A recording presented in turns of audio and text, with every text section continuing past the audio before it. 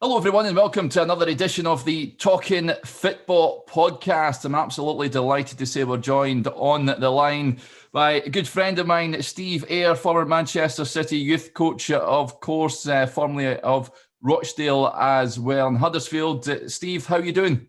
I'm very well. How are you, Derek? Yeah, not too bad, thanks. Not too bad. Just enjoying well, I say enjoying. The sunshine's been a bit overwhelming for a guy like me. It's been absolutely scorchy on the last couple of days. Uncomfortably hot. You've been taking the dog out? I have been, yeah. Though it's too hot for the dog as well. He's a big Akita, so he's got about two layers of fluff on him, so he's struggling as well. So we're roll on winter time. Yeah.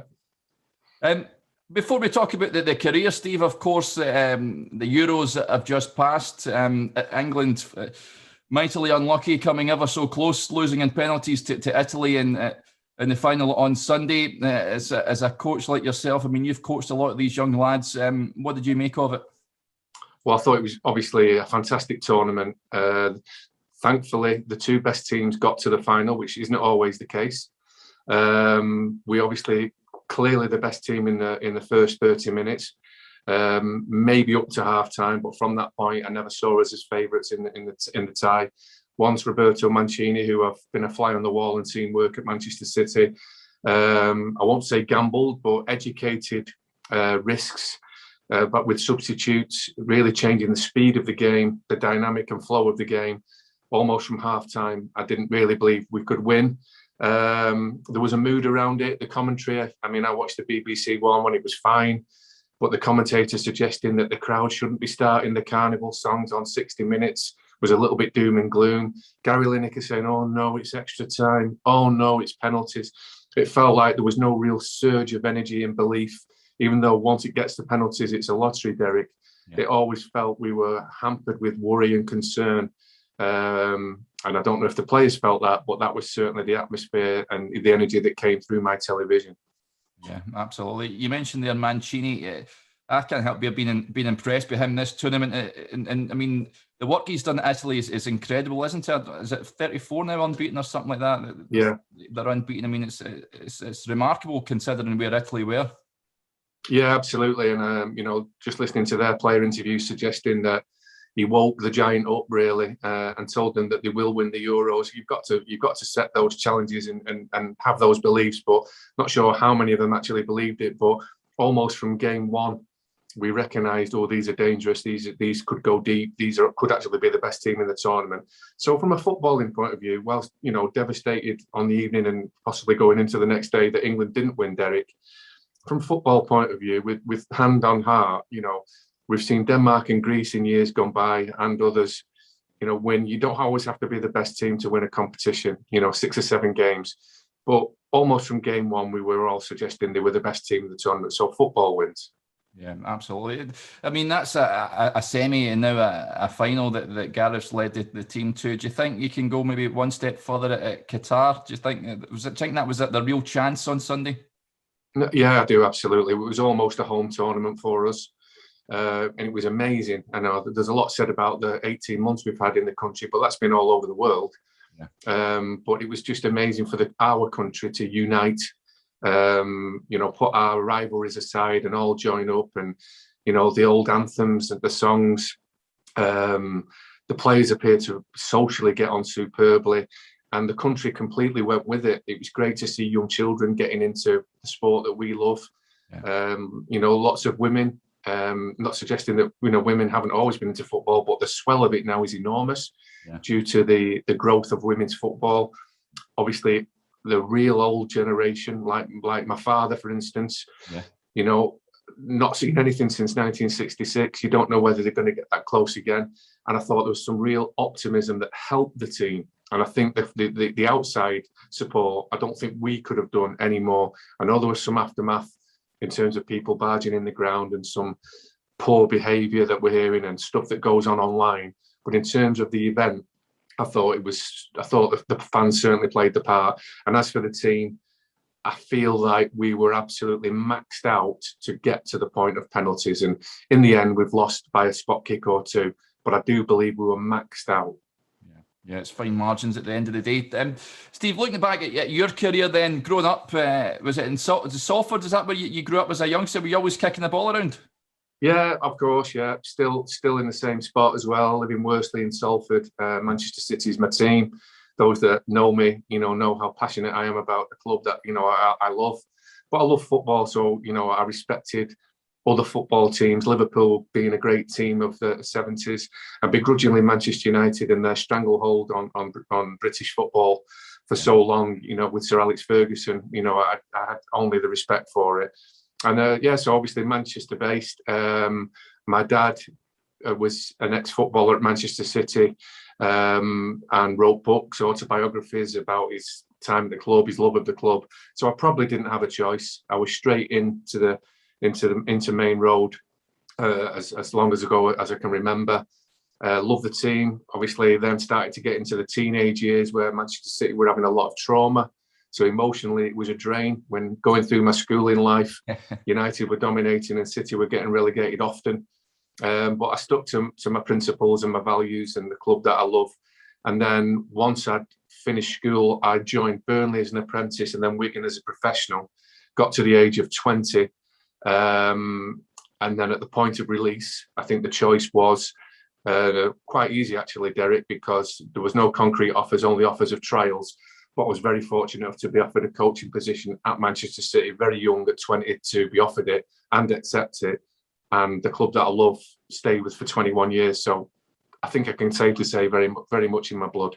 Yeah, it'd be a dream come true at that age. But see, your time at Burnley as a player, Steve, being let go must be one of the. I mean, we get players on all the time that have been let go by big clubs, and some of them are in tears and all that, and thinking, "What do I do now?"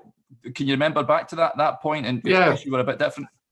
Yeah, I was sad. I always thought, Derek, that I could nick a 12-month professional contract somewhere, and I did, thankfully, half an hour away, at Wigan. Yeah. But I had a level head, I think, and I had good family support, and I wasn't ready to be in somebody's first team at 18 years of age at Burnley. Now, in those days, you used to have a reserve team and you used to have two substitutes. There was no feeder clubs, there was no loan system, there was no under 21s, which turns to 23s.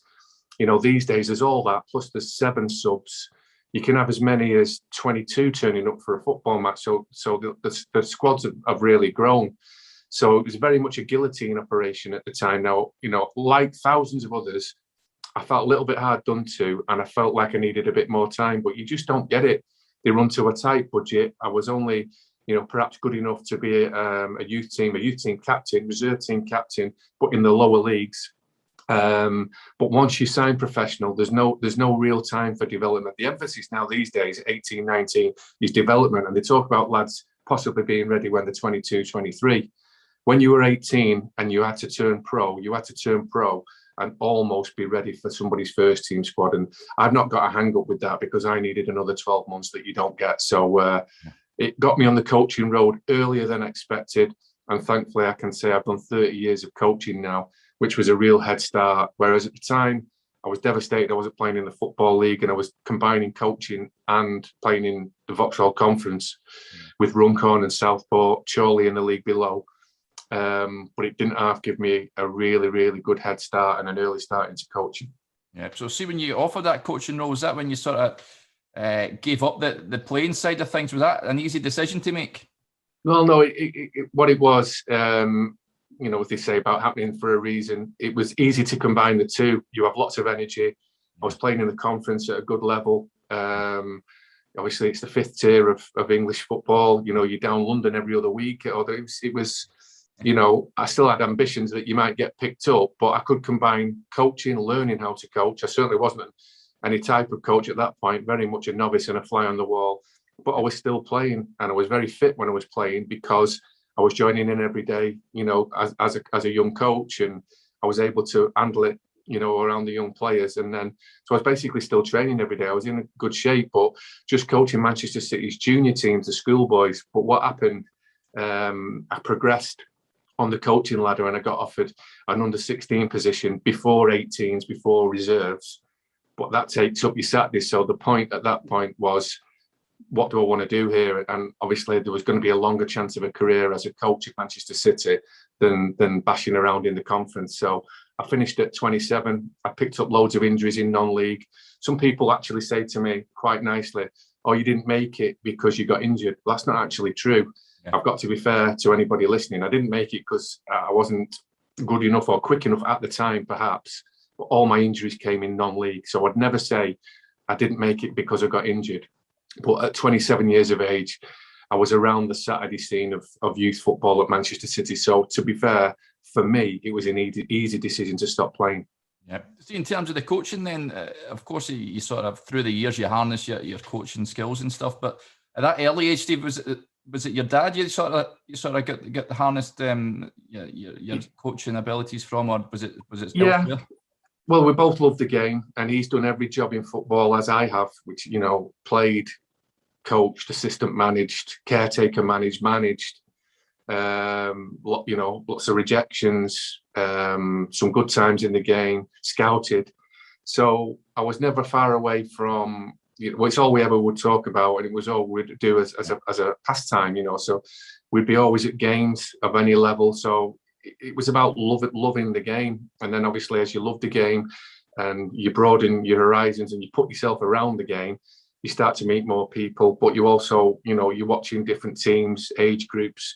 And I was just completely consumed by it, really. And to be honest with you, I feel like, a little bit, not emotional about it, just when I reflect, it's made me in a lot of ways, Derek, but it's also ruined me in others, because I just haven't had time or consideration for anything else, because I was either loving Manchester City or was just loving football, full stop. And there was just nothing for anybody else, anything else, or at times anybody else. So a selfish, driven dream, if you like, has opened so many doors for me, but it's possibly closed a couple too. Yeah, absolutely.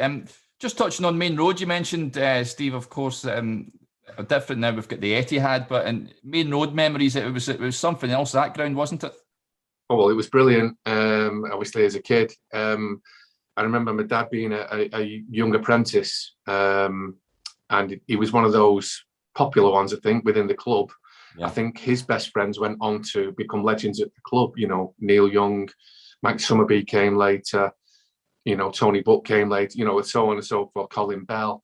They went on to become legends. But my dad was like the old-fashioned boot boy that would be first in, last away. Same on the training pitch, etc. I'm very popular amongst the club, around the club. So I almost had full access of the club, from being a toddler. Yeah. And my dad was just the opposite of the parent that would want to leave 5 minutes from time, 10 minutes from time to miss the traffic. My dad had this thing about staying and let the traffic all go. Yeah. So I would still be at Manchester City at like 5:30, 6 o'clock on a match day in an empty stadium. And I think it's because he got on so well with Stan Gibson, the old groundsman. And there would only be 3 of us left in the ground, but Stan would be straight on the pitch mowing it. My dad would be in the centre circle chatting to him, and I'd be a little toddler. I'd just watched Manchester City in a full house, and I'm stood on Main Road. It was just like, it just became just in the blood completely. Then all of a sudden, you start mixing with your dad's friends. You get older, you start going to the game on your own. And to go back to the original point of Main Road, it was great that it was so intimidating for other team supporters. It was in the middle of Moss Side, which was a tough area to be brought up in. But for a visitor, it was tough to get to the point, to get to the ground from Manchester Town Centre, to get through Moss Side, to get to the game was hard enough, and back out. Yeah. And we used that to our advantage, I think, often with not many travelling fans and some teams not really fancy coming playing at Main Road. But when it was full, you used to see it with semi-finals. You used the FA Cup semi-finals, League Cup semi-finals. And we've obviously had some amazing times and memories there, but also we've had a lot of sad and heartbreak too, because we've been relegated there enough times. Yeah, absolutely. And I mean, looking at the club now and just the redevelopment of the area and all that round not just the stadium, but round about it, could you envisage that back then, the Main Road days? It's a completely different sort of club now, isn't it? It is, and it was very sad when we left and we got beat by Southampton in the rain at the final day, which was, a phrase which has been overused, typical City. Yeah. But it was time for a fresh start, new investment, and a trail of managers, to help to get Pep Guardiola to this point, have all had relative success, whether that be through silverware, improving the team, and getting players through recruitment into the club, and some of which have stayed. Some legends have stayed for 10 years and more: Zabaleta, Company, Hart, Aguero, Silva. So it goes back from almost right from the start of when we went to the Etihad after the Commonwealth Games, and now obviously it just keeps developing all the time, and it's an amazing place to play football for one of the world's best teams now. Yeah, you spent so much time there at Man City, Stephen, and so much success as well. But the use was it 5 league titles you won there? Yeah, not totally. Again, I need to be totally, fair and square here. We had an unbelievable leader of development in the academy in Jim Cassell, and the head coach of it all. He's still going. Is Alex Gibson. He was from the FA. Another one that came that was a good footballer, but never quite got it in the league. Was a good non-league footballer. Got stuck into coaching early. Came to City at the right time. Combined with Paul Power, who was my hero, my first captain that I remember. There was Frankie Bunn, who was an excellent coach. There were others, and obviously I was like the youngest, who was just completely in support of these boys. A gentleman called Barry Poynton worked tirelessly to sign the best players. We had a great junior academy under a gentleman called Terry John, so we got the best infants, and we all really, really mucked in together. But the best thing that I could say is, over time, gradually, we got a few battlers in at the start. Then we got a couple of Irish boys with a bit of talent. Then we got some Slovaks. And eventually we believed that we got the best group of players at a certain time that helped us win football matches, win leagues, win the FA Youth Cup, win lots of tournaments. And that was built up over about a 10-year period. So I certainly would never, ever take any credit or claim to be anywhere near the top of that chain. There's some fantastic people who were allowing me to be part of it with them. And I think I've just named them. Yeah, absolutely. What's the secret to success at that sort of level? I guess it's great to win silverware, but I guess you'll want to see boys make it in the first team and that sort of stuff as well. Yeah, well, you've got to get the best players, and you've got to look after them, but you've also got to not, make sure there's no divorce from you and their parents. You've got to, as much as you talk about man management of a player in a dressing room, you've also got to man manage the parents. As it's got older, you've got to man manage the agents, sadly. Yeah. So I like to think, Derek, that it would always be about players. But we had some great coaches. We obviously had a way to play and a way to win. And before it all changed with, this EPP as such, where you have to have so many things in place the same, I do believe a lot of academy footballers and teams and clubs are very much the same. Whereas when we were starting, us and everybody else, you could do your academy how you wanted to do it. Now you can't. There's a syllabus that you have to stick to that comes from the Premier League largely. And if you wanted to do it standing on your head and work for 2 hours a day or 22 hours a day, that was entirely up to you. So we had our way of doing it. We believed we worked harder than everybody else, but that's up for challenge. And you would get a different game against the other academies, certainly locally. You'd have a really good battle against Manchester United, another good battle with Everton and Blackburn. You'd have a technical game against Liverpool and Steve Highway. You'd possibly be up against Liam Brady and Arsenal in the Youth Cup. And everything was just slightly different. And it was just great learning for me as the youngest coach in that setup. But I do believe now, Derek, that everything, almost like stringently is the same, and I'm not sure it's to the game's benefit. Yeah, absolutely. Some cracking players you've coached through the years, Steve. I mean, two that spring to mind that, of course, were in England setup. Phil Foden and Kieran Trippier. Those two, did you know at an early age that they were going to reach the top? Yes.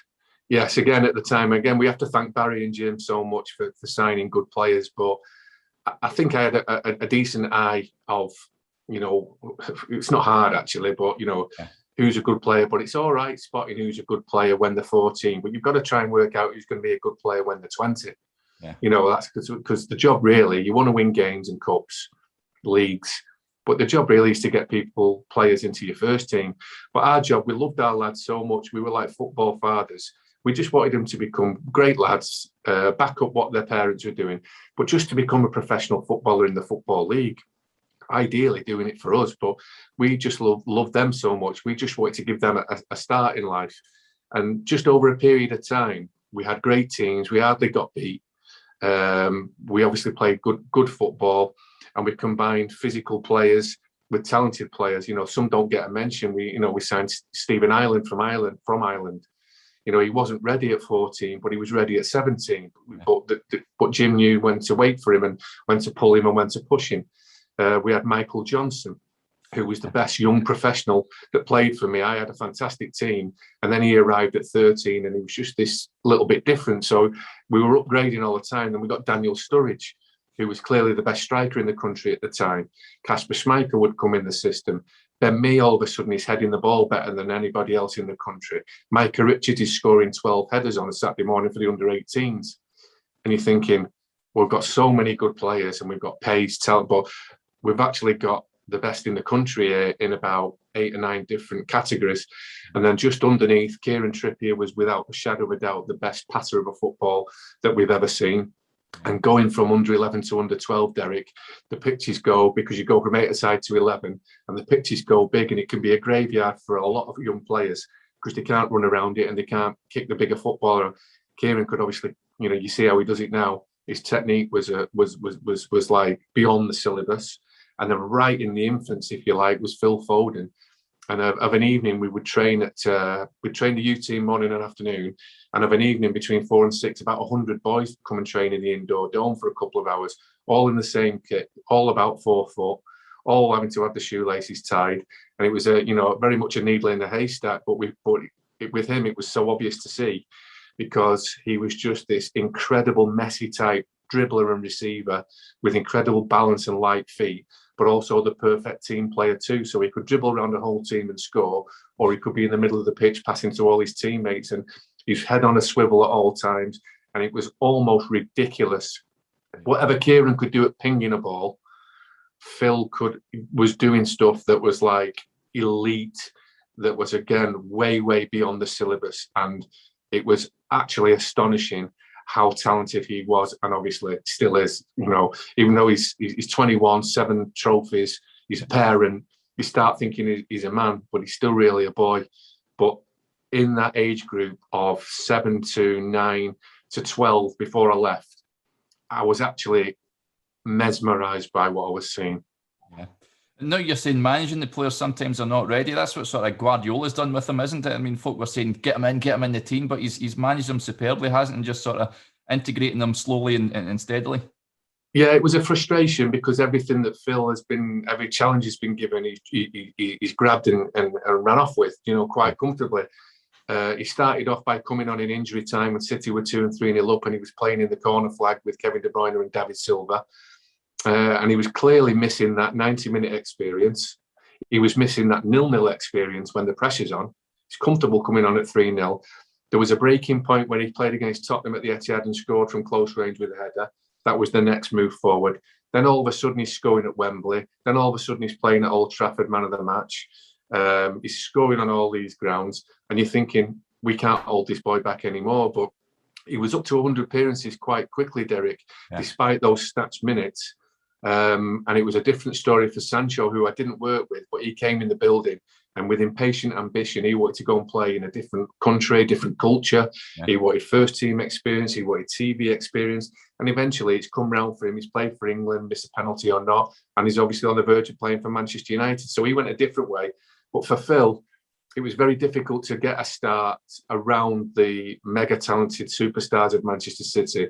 But then the more minutes he got, it made it impossible for him to be left out. Yeah, another guy, and we'll touch on that you worked with at Fleetwood. You, Joey Barton, was it a teenager? You've known him since, Steve. What was he like? Came right from behind the pack as a 14-year-old, where only him believed, I think, that he could make it to the level that he did. There were people in front of them, but gradually he knocked them all out of the way. He got himself noticed. I think he's got a lot to Jim Cassell and Arthur Cox to thank for, who really spotted an uncut diamond, pushed him, and eventually it just all opened up for him, and he took his opportunities. One of the best. Michael Brown was another one before him, but he's one of the best at taking opportunities. Lots of people moan about not getting opportunities. That's I believe that's a myth. Lots of people get opportunities, just that the best people take them, and not enough people do take them. But he took the very tiny opportunities. I think he missed out on a youth cup selection, which meant so much to every youth department. And because of it, I think the reserves were playing on the same evening or the night before. So he actually got a game in the reserves because he didn't get in a youth cup game. Yeah. And I think he kicked a few and put them on the backside. I think he ran around. I think he played well, put his personality on it. And he got himself noticed. He ended up playing for England. So some have sailed through. Kieran Trippier, Phil Foden, we've discussed. But I think in Joey's case, it was just grit and determination. Everything you really want to see in terms of like pushing the hunger button. He's as good as I've seen at making himself a footballer whilst no means being a certainty. Yeah, absolutely. Before we move on to Rochdale, was Vladimir Weiss, was he at Man City when you were there? What was he like? Because I know he amazing, just for a bit. Absolutely amazing. Again, it was Barry pointing again, but we broke into. We got 4 lads very quickly. Philip Mentel, a goalkeeper. Albert Ruznak, who's played in big games for Slovakia but didn't make this tournament. Yeah. Robert Mack, who scored in this tournament, and it was his goal. It wasn't an own goal, with incredible pace. Yeah. And Vladimir Weiss with the most, just tantalising skill, ball carrying, amazing footballer, hell of a lad, and another one from a footballing background. So yeah, again, it's nice, Derek, when you talk about these lads. We won the Youth Cup with him in the team. Yeah.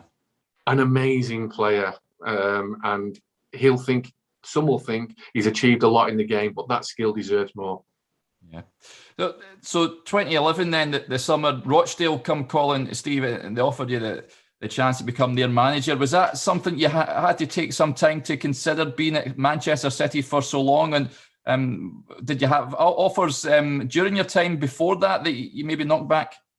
No, not at all. There was a vacancy at Rochdale. I was just starting to get ambitious and itchy feet about possibly moving on, but never in my wildest dreams thought about leaving Manchester City. Keith Hill left, having done well. I think he got the opportunity to go to Barnsley. Yeah. And a few people recommended me for the role, and Rochdale spoke to me. I think we'd beaten Rochdale about a month before in a reserve game, played them off the park. The chain of events, I'm not sure, but I did suggest that I would be interested in speaking to them. But I was very upfront with Manchester City and told them, and they knew that I was ambitious and ready for possibly a new challenge. So I went and met Rochdale a couple of times, call it an interview. It was more than informal, that was for sure. I went through that process and they offered me the job. But really, even at that point, I had no intention of leaving Manchester City. It was where my heart was, and I still think I was growing just underneath now with the reserves. They just turned the name to an elite development squad. Roberto Mancini was the first team manager. It was largely an Italian setup. I was well thought of, but I'd had this first team League One offer from a local club. So I actually turned down the opportunity to manage Rochdale, and I thought that would be the end of that. And they asked me again, with slightly different circumstances in terms of terms and what have you, and that made me just took my head back a little bit. I remember my father saying to me, "This is getting quite serious now," but I still wasn't really feeling that I was ready for the jump until I spoke to Gary Cook at Manchester City. He was very heavily noisy and involved in the upturn of the events at the club, the owners, the new manager, the recruitment. He was putting City on the map, and he asked, I've heard about this. Do you want to have a chat about it? Also with Brian Marwood, who's still at the club, and we did a few laps of City's training ground on a chat. And there was just 2 moments in it that really made my mind up, Derek. One, Gary Cook was, go and have a go at this. You really should. You deserve it. They deserve you. You deserve them. But listen, should it not work out for you, you just come straight back here. You've got a job for life. Yeah. Now, to be fair, for a young man to hear that was absolutely incredible. What I didn't do is obviously get it in writing, because 3 months later, Gary Cook left the club. So it wasn't worth anything other than the energy that it gave me and the belief that it gave me that, yeah, this is the right thing to do. What a lovely thing to say. And I spoke to Paul Power, who was my original hero, my coaching partner, my mentor, and other people, Jim Cassell as well. And whilst loads of people were offering different, well, pretty much the same advice, but in different ways, Paul Power just hit me with a one-liner and said, it's better to live like a lion for a day than a mouse for a lifetime. And it knocked me off my feet. And as a competitor, I thought, yeah, I'm having some of this. You're right. So with the Gary Cook influence and the encouragement to take it, knowing that I could come back, and for my hero to say, come on, you've got to have a go at this. Then I rang up the Rochdale chairman and accepted, and I knew it was going to be a tough job. Wasn't left with many players or a big budget. And obviously you hope for more time in development. Once you take the job, signing a 3-year contract, you don't believe anything other than you're going to be there for that period. But the competition was hard. Did some good things, but made some mistakes. But I have absolutely no regrets for taking up the challenge. Really enjoyed it. Really got strong feelings for the club still. With good people there, even though my friend Brian Barry Murphy, the manager, has just left.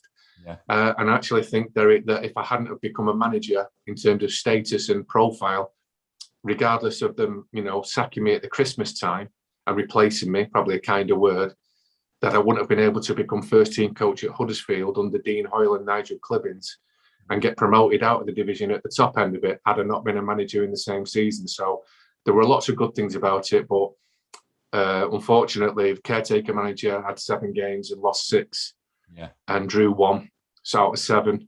And then the next manager came in and they sunk to the bottom of the league. So 3 of us had a go at it that year, but I don't believe I was the one that took them down. But obviously I was the one that started the season, and I will always believe that we would have been all right. But, we will obviously never know. But it turned out to be that the club have actually been down, back up, and are back down again. So it's a bit of a yo-yo club. Yeah, absolutely. It's one of those. Did you find that transition a bit hard? I guess you weren't afforded enough time to turn around the fortunes. I mean, we've seen it last season.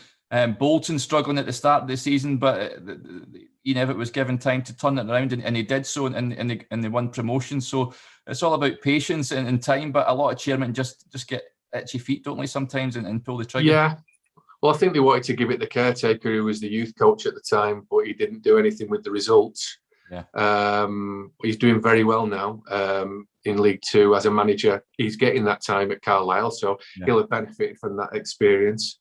And then I think the clamour was then, we've tried a young coach, we've tried an in-house coach, we now need some experience. It made it easier for me because John Coleman was a friend of mine. So there was no hard feelings as such, and it only got worse after I left. I wish I'd have recruited better, but you don't know, some vital positions that I got wrong, but you don't know that while you're signing them. Some of them had pedigree, some were always going to be a risk. I think the thing I learned most, Eric, and this is, I don't believe there's that many people as honest as me in this position, at Manchester City, schoolboys and youth and young professional, the fast tracking of coaching, of them improving, and it helped because your team was playing well, winning, and it was full of good players.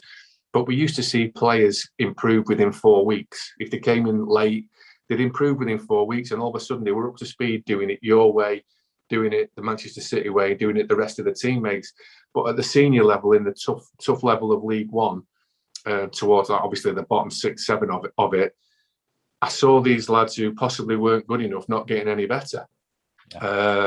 Maybe you don't get the same coaching time, your rest recovery, your Saturday, Tuesday, you might only have them for 3 or 4 days. So I couldn't understand at the time why lads weren't springboarding into a better improvement level than what I've seen for 10, 12, 15 years at Manchester City, who lads where they came improved almost immediately. I'm seeing these lads who were struggling, continuing to struggle. So you don't then have the opportunity to dip into the budget and sign new players. And we played, decent football, but we were open. A lot of games were like basketball, and we were very much a hit, miss or maybe team. And, one local derby against Bury, one local against Preston, would beat a Premier League team in QPR. But it was only ever hit, miss or maybe, because consistency to follow up with back-to-back or dare to go 3-4, the team weren't good enough. And obviously as the manager, you take responsibility for that, and it's something I've never shied away from. No one never really needs to criticise me or level anything at me, because I'm pretty damn sure I'll have done it myself. Yeah, the highlight that you mentioned, you touched on, Steve, was that win over QPR. We were in the Premier League in the Carling Cup at the time. That fond memories of that game, because that's some scalp, that. Yeah, evening against Neil Warnock. I remember it was Keith Curl.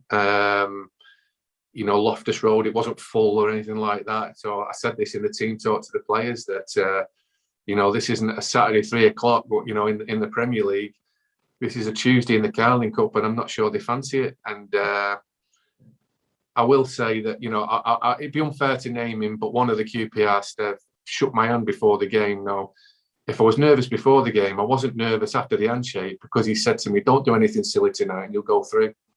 So it showed me, I couldn't transfer that back to the team because they were already out onto the pitch. Yeah. But it's kind of like filled me with optimism that, right, I can do that. That's within my remit, that I can do that. And that's exactly what we did. And we played well, scored early, continued to play well and scored again, and won the game quite comfortably. So disappointed not to beat Aldershot in the next round, because Aldershot beat us and then drew Man United. So that's football. But the evening was great in itself, Derek, at Loftus Road, yeah.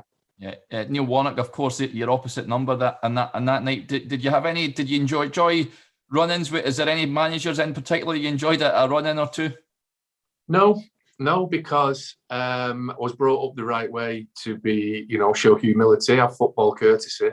But once I got into that first team electric chair, Derek, I was not always in pole position to get my own way.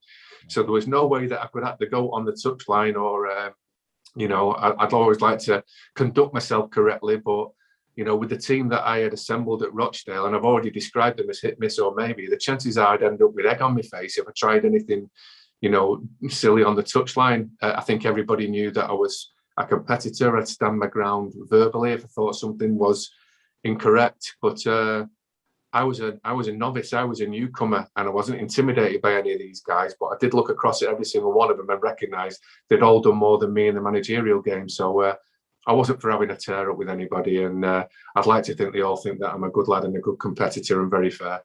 Yeah.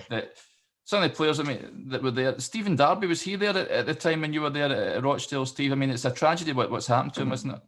Yeah, I've been walking with him twice. He lives near me. He's married to Steph Horton, the England and Manchester City ladies captain. And obviously he has the motor neurone disease that we see with Rob Burrow and others. And it's such a shame. He was from, Liverpool's academy. He had a first team appearance, I think, went on to captain Bradford City.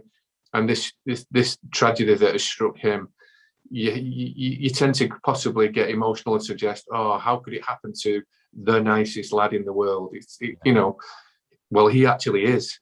He genuinely is a really good professional, really good lad, and a hell of a nice lad. So he was okay, but he was also, there was too many like me on the pitch who were learning their trade on the job.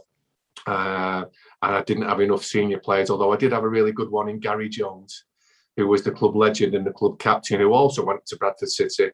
But I needed another 4 or 5 like that, and I didn't have them. Yeah, and from there you'd go to Huddersfield, then a good club to go to at that point, and you took charge of the development squad there, Steve. Well, there wasn't a development squad. They had to build one as the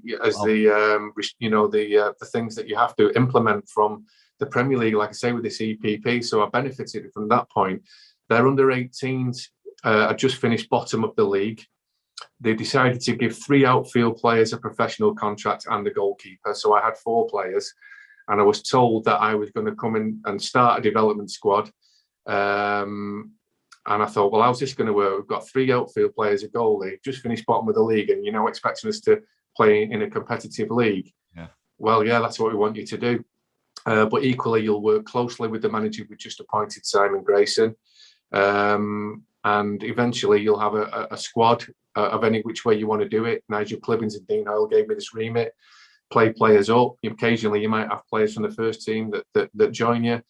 But actually, this is your area of expertise. Just recruit as best you can and get as a team. We'll fund it to a point where we can compete in this development league because we have to. And I thought, well, obviously going to get a few drubbings here, but I'm grateful for the opportunity.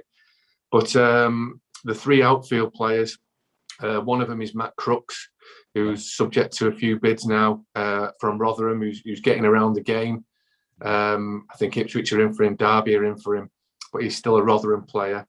One was a lad who didn't make it called Max Leonard, who was fine, but the other lad was Jordan Sinnott, who sadly, after I took him to Chesterfield when I went there, he was attacked on a night out and died. So, got fond memories of that time, and a goalkeeper was called Lloyd Allenson.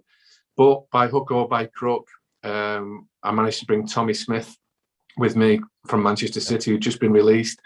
Tommy ended up captaining the club, played over 150 games, up the steps at Wembley to lift the trophy, and was sold for $2 million. We got Philip Billing in on trial. 5 lads from Denmark came over, and we picked out Philip Billing to join us. Paul Mullin came in on trial. He's just scored 34 goals in League Two.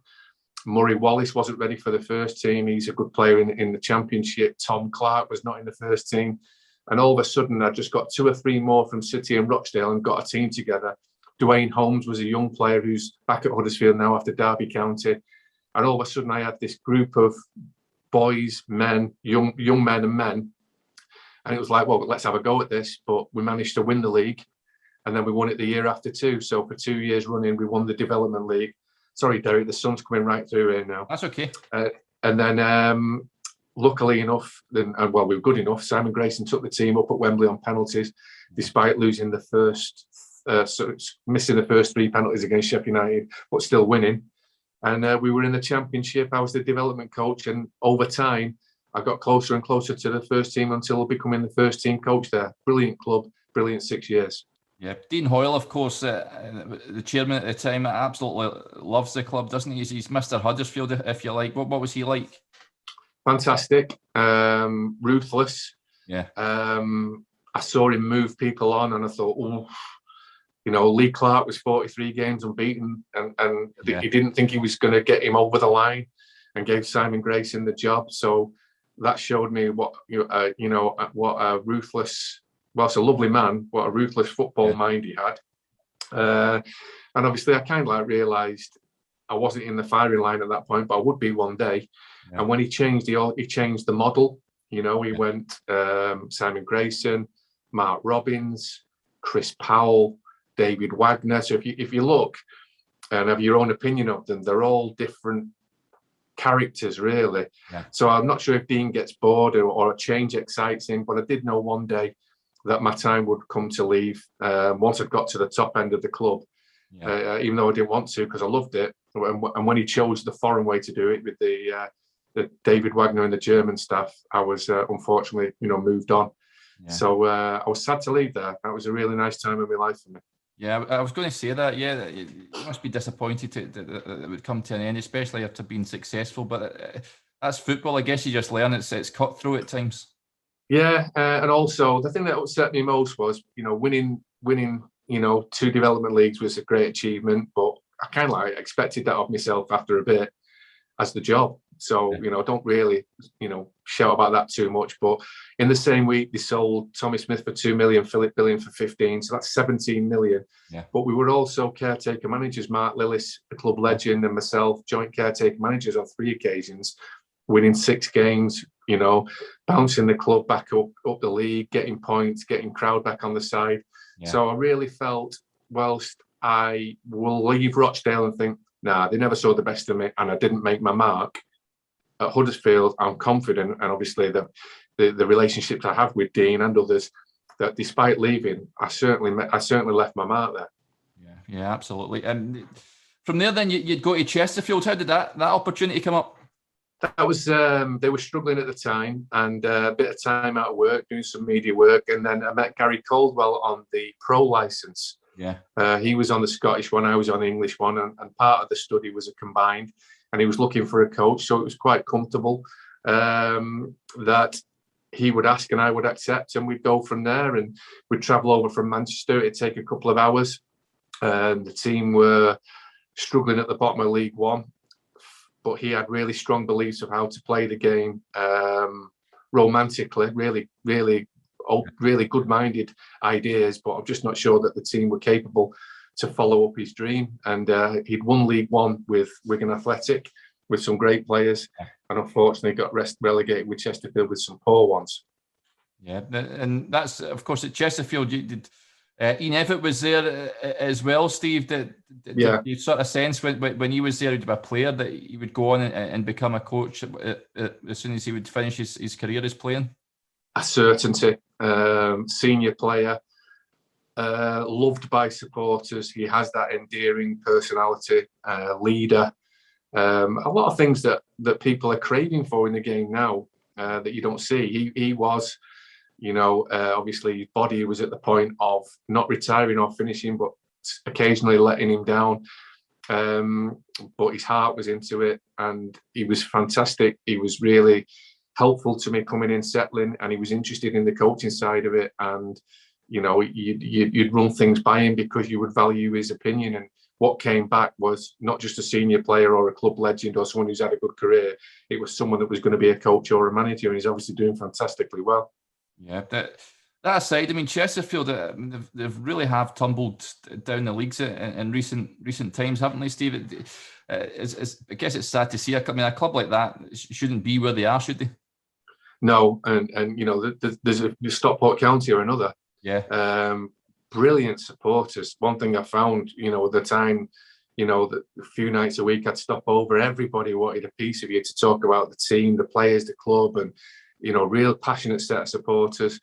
I actually liked the board set up there because they gave me a role there, and they were very good to me. Ashley Carson, Dave Allen, they were good people to me. But obviously they took a little bit of stick. Social media doesn't help. I think they made some errors that they never managed to eradicate from people's mind because the team was so poor and going down the table. They do look like there's a bit of a resurgence now, but unfortunately they've just failed in the playoffs. But yeah, great club, really good club. Yeah. So then the Fleetwood opportunity comes up. Joey, of course, goes there in his first managerial job. Was it just a case that he just phoned you up and asked you if you fancy company Fleetwood? Exactly that. About 6 months before it actually came out, so you don't get the opportunity often to plan for a job as such. Yeah. I think they just got rid of Uwe Rosler. They were about to appoint John Sheridan for the rest of the season because Joey had a football ban for some betting irregularity, whatever, when he was still a Burnley player.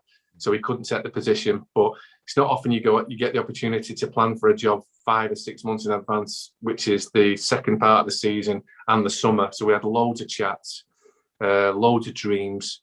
Yeah. And one thing Joey had is this unbelievable self-belief of how to play the game, how he could be as a manager. But bizarrely, even though deep down he would in the end, he actually didn't know whether he could coach. So I think tried and trusted. We were very top heavy with staff. We had too many staff, but he appointed Clint Hill. Eventually he appointed Andy Mangan, who's his best friend. He had some outside good influences in like mentors like Steve Black, like a psychologist. But obviously none of these had ever coached really, or at all. So he covered that with me, but it caught up with me probably after about 2 years because all the lads, not only did they want to start coaching and taking the sessions, what I was doing, they also became very good at it. So we were sharing it around and we were top heavy with staff. And in the end, after I think just short of 3 years, I moved on. I think Andy Mangan retired at Accrington being a sub not used. Joey brought him in possibly as a volunteer at the start. And we were definitely top heavy. And I was beginning to feel the weight of not doing as much as I used to and preferring to be heavily involved. And I didn't speak to him about it. I just thought it would play out. But in the end, we just agreed that there was just too many staff and I left. They only won 2 games out of the following 14, which hurt me because I felt like I should be there helping and doing the thing. But what they did do, they rallied and they became the best team in the league for about 2 months, went on an unbelievable run, got to the playoffs. Yeah. And I will always believe without the pandemic and the points decision, they'd have possibly even got automatic, but they didn't make a great go of the playoffs in terms of outcome, but their effort was there. And they've never been as high as the day that I left, which was 4th in League One. But it's another great club, great chairman. And I do believe Joey taking himself out of his own comfort zone to carry on the journey 5 hours away from home, playing the long game. He's just took a relegation on the chin, or picking up the pieces of a poorly run club, it seemed, when he got it. Although they weren't in the relegation positions when we did take it, they finished bottom of the league. Playing the long game, possibly I have a blind spot where he's concerned, but I know him too well and have listened to so many conversations to not believe that he won't end up in at least a championship as a manager one day. Yeah, and knowing them like you do, Steve, I guess it was quite lively sharing a dugout with them during games. Yeah, but a lot of it overhyped, Derek. Yeah. There was the Barnsley incident, which can't really discuss because it's still been put aside, under the court and legal and things like that. But very rarely did he get involved with the opposition bench. Again, we were winning games. You get in your own way. Yeah. So the best way of, enticing conflict is letting your players perform for you. And he prepared them superbly. Always believed that the result would take care of itself if everybody did the jobs and trained hard through the week. And, beat Scunthorpe 6 away. Beat Blackpool at home, although Blackpool have beaten them since more than once. Yeah. And there was big occasions that they drew away at Sunderland. Sunderland never managed to beat him under his time, and it was great. There was dozens of those encounters, and he never ever had any mishaps or misdemeanors with any other bench. And I think deep down the opposition lads love trading with him because he's great. He's great fun and he's a great football man. So. Never, honestly, hand on heart, never did I see any type of anything that would spill over. Even when he got sent off away at Bristol Rovers, it was against the referee. He never bothered with anybody else's dugout. To be honest with you, he's very, very respectfully aloof. He wouldn't lower himself too often to get involved with the opposition's dugout because he's too hell-bent on doing well for his own staff, for his own players and for his own supporters. I don't even think he glances over too often, honestly. Yeah. And at least the sun's gone now. Last season, a bit better now. You watched a lot of Bolton and it helped out, which was really fortunate with the media work with Bolton FM. And of course, you've done stuff with BBC Manchester as well. In terms of Bolton, what did you make of them last season, Steve? And how do you think they'll get on next season? I thought they had a remarkable Christmas onwards, basically giving the Football League of League Two a 20-point head start at the start. I think you could put that down to mixed recruitment. Nobody's really taking full ownership of who signed the players that weren't good enough. But certainly the players that were signed in January were good enough. So there was immediate upgrade once Ian Evatt had been given full control of the club and recruitment. I think he changed his title, if that matters. Changing the goalkeeper was crucial. Changing the formation was crucial. And they just went on an unbelievable run. They didn't score many goals from set plays. So when you consider that basically they gave everybody a 20-point head start, they were very low scoring on set plays. They should have really even been champions. But to actually get promoted, they could have got promoted a week earlier, of course, but they did it slightly different. I think the job he did was absolutely remarkable. I really do. And I think the wave that he's on, which actually goes further back because he had a promotion with Barrow, who had no right to get out of the conference with the players and budget, to then go to Bolton and pick it up off the floor, go backwards with it for 3 months, to then accelerate forwards to promotion. It was a fantastic achievement and must have had him close to being in the running of being the manager of the whole of the football leagues. Next season, I think they will grow. I still think they're fairly a young team. They've got the experience of Gilks and Baptiste and Doyle, but I think they've recruited well in Sheehan. I think they've got some good support players that have signed, Bakayoko, Aimson and others. Still got Sarcevic, Kieran Lee, Andrew Tutt hopefully will get more game time. Obviously the lad from West Ham has now signed on a permanent. So all things being said, I think it's Ian Evatt's time and Bolton Wanderers' time where I think they can be in and around the top 10 places, and hopefully nobody would expect too much more than that. But I know him being ambitious, if they are in those places and there's enough games left, he'll be going all out for promotion again. Yeah, absolutely. And finally, on a sort of personal level for you, Steve, you must be you itching to get back in the dugout somewhere yourself? Yeah, I am. I've had a couple of opportunities in youth football to go back in, which I'm very, very grateful for. There's no ego. It'd be something I'm willing to do. I think it's got to be the right club. I think it's got to be the right people. But I've just resisted for now because the first team drug, if you like, I like the crowd. I like playing for 3 points. I like the pressure of it. I like working with the men. These jobs don't grow on trees. I think the game is fat with friends. I think the game is fat with idiots. But also there's a lot of good people in it too. So you've got to wait for the right opportunity, but you've also got to be honest and wonder how long do you wait for that opportunity. So I wouldn't rule out going back into youth football one day. It would be a little bit of a wrench and a little bit difficult for me to do it anywhere other than Manchester City, having done so well there at the club that I love with so many special times and so many special players. But I'd be more than willing to do it again for the right club and the right people. But I'm just going to probably, obviously now, it doesn't look like I'll be starting the season somewhere, but I'll be doing the media work. I'll be staying connected. I'll be scouting for lots of clubs, doing favours and putting in reports on players and teams and how they play and how they can beat them. And hopefully the opportunity will come up sooner than later, Derek, but I'm certainly ready to go back. Yeah, well, we wish you all the best going forward, Steve. It's been brilliant having you on, so thanks very much for coming on the podcast. My pleasure. I just hope the sun hasn't blocked everything out. It keeps coming in. I've not put this at a good vantage point, but thanks very much for having me.